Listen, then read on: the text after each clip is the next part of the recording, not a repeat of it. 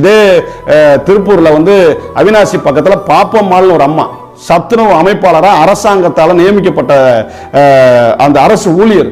அவங்க சத்துணவு கூடத்தில் போய் நாங்கள் வந்து பள்ளிக்கூடத்தில் சத்துணவு கூடத்தில் சமைச்சா ஒரு சக்கிலிச்சு சமைச்சா நாங்கள் சாப்பிட முடியாது, எங்கள் பிள்ளைகளை சாப்பிட விட மாட்டோம்னு சொல்லி அந்த அவினாசியில் அந்த பாப்பம்மாளுங்கிற அந்த அம்மாவுடைய உணவை சாப்பிட மாட்டோம்னு சொல்லி ஒட்டுமொத்த பள்ளி குழந்தைகளையும் புறக்கணிக்கிறான். அப்போ பள்ளி குழந்தைகளுடைய பேரண்ட்ஸ் வந்து மறியல் பண்றான், நாங்க சாப்பிட முடியாது, இந்த அம்மாவை பணி மாற்றம் செஞ்சா தான் நாங்க உணவே சாப்பிட முடியும்னு சொல்றான். இப்ப எங்க போகுது நாடு? திருப்பூர் மாவட்டம் அவினாசி அருகே அரசு பள்ளியில் சமையலராக பணியாற்றி வரும் பெண் தாழ்த்தப்பட்டவர் என்பதால் சமையல் செய்யக்கூடாது என்று கூறி பள்ளியை திறக்க விடாமல் உள்ளூரை சேர்ந்தவர்கள் வாக்குவாதத்தில் ஈடுபட்டனர்.